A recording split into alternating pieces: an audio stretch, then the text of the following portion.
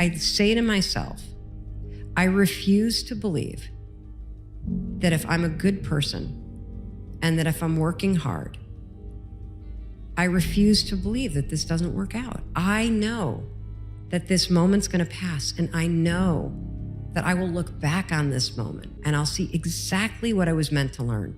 And the fact that you believe in your heart, that you got the mindset, you got the work ethic, you got the ability to figure this out and to keep going, and that eventually if you do, what's meant for you is gonna find you. You will be rewarded for all this in the way that you're meant to be rewarded. That's amazing. It's an amazing feeling because you can pick yourself up no matter what happens. You should be scared. You should be anxious. You should be worried. You should be concerned. You know what that means? That means you actually give a fuck about what you're trying to do. Everybody tries to preach this no anxiety, no stress, low drag, happy all the time shit. Bro, when you really care about something, you really want something to work, you're gonna feel stress about it. You're gonna feel anxiety about it. You know what? It means that you fucking give a shit, all right? You should feel that way. Isolation. You can be out in the world, you can be a history maker and a productive legend. You don't get to do both. Fear. Fear is the thing that has kept most of us from becoming great. Fear is the thing that creeps in that reminds you of a past sin, a past problem, or past failure. Fear that somebody might expose you, might say anything, or feel that if I try this, what if it all goes wrong? Maybe it's time you bet on you. Maybe it's time you push everything to the center and say, here's everything I am and everything that I want to be, and I'm willing to bet on me.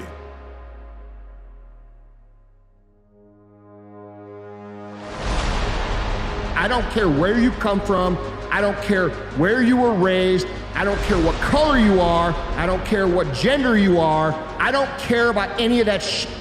If you do the work consistently, if you invest in yourself consistently, 1 + 1 is always gonna equal 2. 10 years of motherfucking work when everybody else is partying, making excuses, doing the cool thing on the weekend is gonna pay off.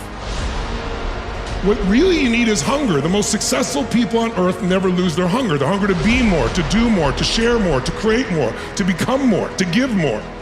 And if you have a hunger and it doesn't die off as soon as you succeed a little bit, then you start to become something extraordinary. Those are the people that you know their names of because they're famous at a different level. They've been famous for decade after decade because they keep performing at the higher level, not the person who was a one-time wonder.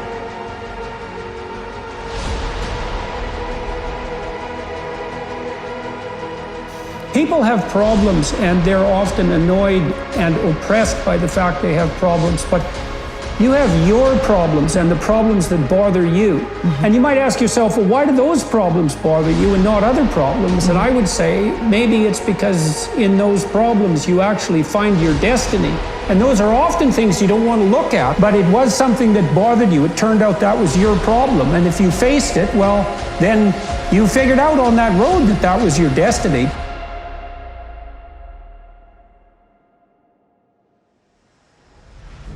Winners win and losers lose. I can't explain it any better than that. I don't know how it happens, but winners win. And if you create a culture of losing, if you keep being a victim, if you keep letting losing happen to you, if you keep letting people do you and treat you any kind of way, it's going to become a culture.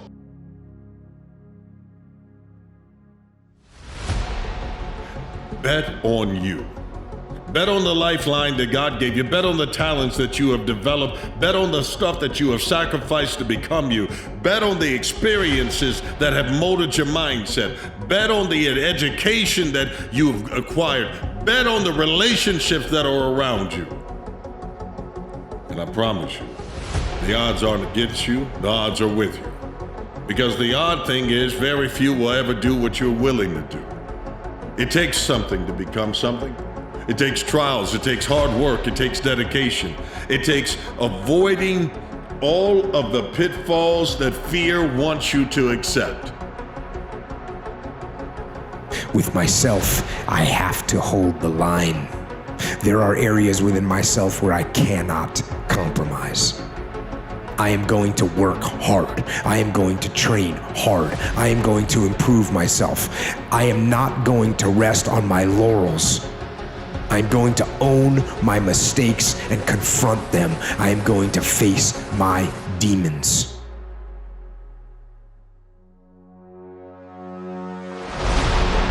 Use it as fuel. If you look at stories of great men, of great women in history, that story always has a lot of disadvantages that were overcome. There is something in the process of overcoming hardship that creates greatness. Most people quit through that process. If you can survive it, then your story will be a great one. You've never looked at yourself in the mirror and said, you let you down. Until you get to that point, you let you down.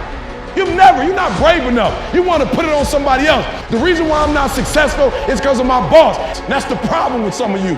You always want to blame other people. You want to hold other people to the fire, but you're not holding yourself to the fire. You just said you're giving 50%. You owe you an explanation. You owe you an explanation. You need to look at yourself in the mirror and say, why are you only giving 50%? What's wrong with you? It's time to walk in a room and change the atmosphere of the room, because you're there. When you arrive, things change. When you walk in, your presence fills the room. The way that you think, the way that you are, the way that you grind, the way you get up and go at the gym, everything that you are is being developed so that you can change the world and let them see that there was a purpose for your lifestyle.